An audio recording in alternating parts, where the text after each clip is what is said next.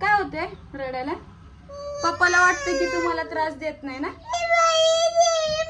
Continue हिला मी असंच घेऊन फिरते आणि परत डॉक्टर काय म्हणतात वजन उचलायचं नाही किंवा काही करू नका, त्रास होतो तुम्हाला. तुम्हाला काय वाटतं माहितीये का, हिला काहीच त्रास नसते घरामध्ये असल्यानंतर. स्वतःला फिरायला भेटलं बास झालं ना. पण लेकरू किती त्रास देते हे तुम्हाला कळत नाही. रात्री 1 वाजता झोपली तिनं, है का नाही? रात्री 1 वाजता झोपून सकाळी 7:30ला उठली अजून, आणि तेव्हापासून किरकिर सुरू केली आहे. आता रड की, आता रडून दाखव की. नाटकी करायला 1 नंबर आहे. कंटिन्यू बाहेर घेऊन चल म्हणती. बाहेर कुठे घेऊन जायचं बरीला मी? घरातली कामं करायची का तुला घेऊन बसायचं? सांग बर मला. घेऊन बसायचं. अजून वरटवण करून बोलती पप्पा सारखं. हा, कंटिन्यू बाहेर इकडनं दारातून पळतीये बाहेर. तिच्या माग माग पळून जर मी पडले तर? पण तुम्ही कशाला ह्या सगळ्या गोष्टीचा विचार करणार ना? तुम्हाला फक्त हिंडायला भेटलं बास झालं, आहे का नाही?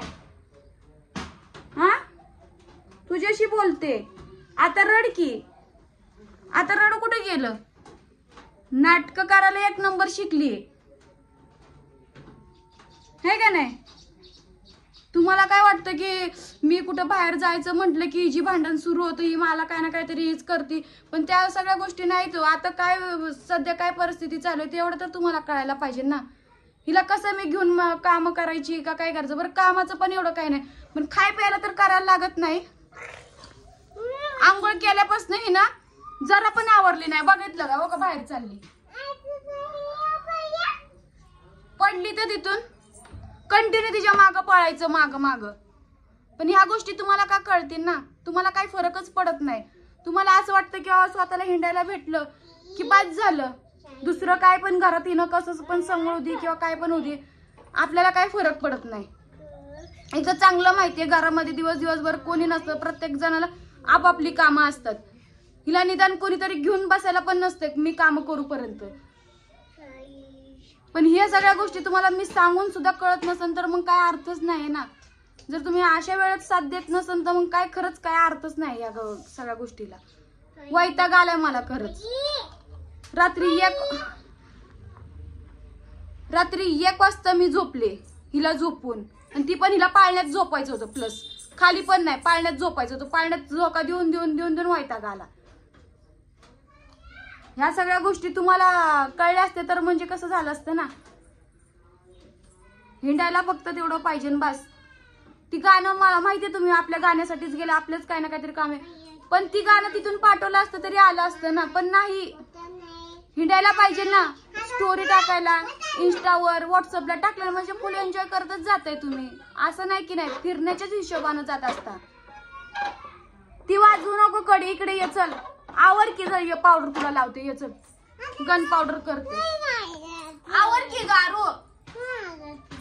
बघितलं का, अजून तिला आवरायचंच नाही. आता किती वाजलेत तरी सुद्धा तिला आवरायचं नाही, काय नाही. मागा धरणं आंघोळ घातली, 1 तास कंप्लीट गेला तिला नुसतं कपडे घालायला.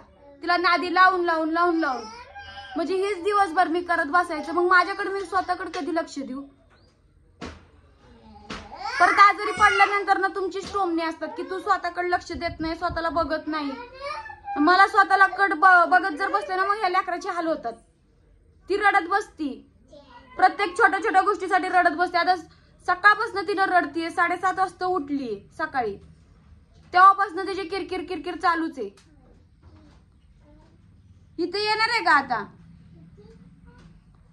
सारखं ह्या दारातून त्या दारातून पळतीये. तिच्या माग काय मी नुसतं पळतच बसू? अहो तुम्ही घरात असले ना तर तुम्ही तिच्याकडे लक्ष तर देता. आणि ह्याच्यानं मी तुम्हाला बोलत असते की घराबाहेर जात जाऊ नका, घरात बसत जावं थोडा दिवस. पण नाही ना, तुम्हाला त्या लेकराची पण काळजी नाही, माझी तर कसलीच काळजी नाही तुम्हाला. आणि वरटवण करून परत बोलणार काय, तुला स्वतःची काळजीच तुला ऋतू घेता येत नाही, तू स्वतःकडे लक्ष देत नाही. स्वतःकडे लक्ष द्यायला मग तेवढा वेळ पण मला पाहिजे ना माझ्याकडे, मी स्वतःकडे लक्ष देण्यासाठी. नुसतं हिंडायचीच कामं करा. मी खरंच आता वैतागून आहे ना. मी तुम्हाला आता लास्ट मी तुम्हाला सांगणार, तुम्ही घरी या, तुम्हाला काय काय नाही ती तुम्हाला आता लास्ट एकच निर्णय माझा मी सांगणार आहे. कारण की प्रत्येक वेळेला मी ना आता नाही सहन करू शकत. गेल्या बारीनं पण केदारनाथला गेले तेव्हा पण किती दिवस, 8-10 दिवस मी कसं काय केलं तर माझ्या जीवाला माहिती. पण तुमचं कसं झालंय माहितीये का, तुम्ही सगळ्या गोष्टीतून अंग काढून घ्यायला लागले. आता पहिले ठीक होतं, आरू नव्हती तेव्हा मी मॅनेज करत होते मी, कारण की मला दुसरं काय कामाशिवाय दुसरं काही हेच नव्हतं. पण आता मला कसं होतंय, तिला पण बघावं लागतं, तिच्या मागं पळावं लागतं. तिनं पडली बिडली तर ती लक्ष द्यावं लागतंय. आणि प्लस कामं काय नसतात का घरातली. पण तुम्ही कसं आहे ना, खरं तुम्हाला मी इतकं जीव तोडून जरी सांगत असून जरी तुम्हाला कळत नसेल ना, तर आता खरं माझ्या काय बोलण्याला पण काय अर्थ नाहीये. कारण की माणसाने ना स्वतःच्या मनानं समजून घ्यायला पाहिजे. काय त्रास असन काय नसन हे स्वतःच्या मनानं तुम्हाला समजायला पाहिजे, स्वतःला कळायला पाहिजे मी सांगण्याच्या अगोदर. पण तुम्हाला कळतच नाहीये. तुम्हाला जर कोणी म्हटलं ना, बाबा चल बाबा आता आपण इथं जाऊयात, बस तुम्ही गेले. तुम्ही घरातला विचारच करत नाही. तुम्हाला हा विचारच नाही की बाबा रे तुला दिवस गेलेत, तिनं कसं करण हे सगळं काय. हा पण तुम्हाला आहे ना खरं माझी काळजीच नाही. आता एवढं तर मला कळून चुकलेलं आहे. आता इतके दिवस मी तुमची नाटकी बघितली, प्रत्येक वेळेला मी तुम्हाला ना सगळ्या गोष्टीची सूट देते ना, त्यामुळं तुम्ही असं वागायला लागलेत. जर मी आधीपासूनच तुम्हाला जर मी बोलले असते ना बाबा, तुम्ही रोकटोक केली असते ना सगळ्या गोष्टीत, तर तुम्ही असं वागले नसते. आता कसं आहे ना, मी सगळं काय अंगावर काढून नाही का, म्हणजे जाऊ दे बाबा करते मी सण, त्यामुळे या सगळ्या गोष्टी व्हायला लागल्यात. आवरणार आहे का तू आता तरी, मी तुला लास्ट बोलते, गन पावडर करणार आहे का, ऐकलं का. अजून डोक्याला तेल पण लावलं नाही, आंघोळ केल्यासारखी तरी वाटतेय का. आवरणार आहे का मी तुला बोलते. हा आवरती आण, चल तेलाचा आण आणि पावडर घेऊन ये, जा लवकर आण. हा मी थांबते, मी कुठं जात नाही. घे चल, नाटकी कर फक्त. तुझ्या पप्पाला तर जरा पण तुझी काळजी नाही. थोडीशी तरी काळजी दाखवा आणि खरंच घरात जरा थांबा. आता इथून पुढे जर तुम्ही कुठं जायचं म्हटले ना, खरं मी तुम्हाला जाऊ देत नसते. कारण की काय हाल होतात ना ती माझ्या जीवाला मला माहिती आहे. आणि मी खरं आता मी कंटिन्यू आरूच्या मागं खरंच नाही पळू शकत हो. तुम्हाला कसं काय कळत नाही. तुम्हाला चांगलं माहिती ती दरवाजातून डायरेक्ट बाहेर पडायला बघते आणि बाहेर कसं आहे ती तुम्हाला चांगलं माहिती. पडली बिडली तर परत तुम्हीच मला वर बोलणार की तुला लेकराकडे लक्ष देता येत नाही का.